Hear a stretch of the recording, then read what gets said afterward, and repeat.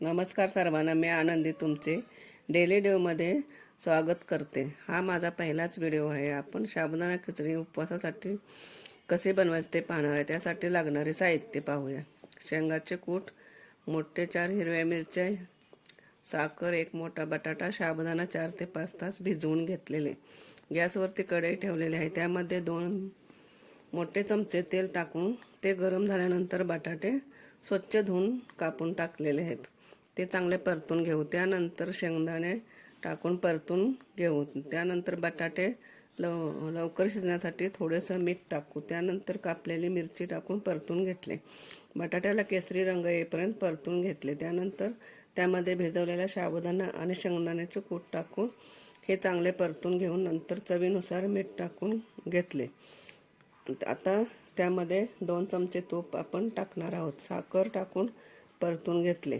Gas बंद करून 2 मिनिटे झाकून ठेवा। अशा प्रकारे आपले साबुदाणा खिचडी तयार झालेले आहेत। धन्यवाद।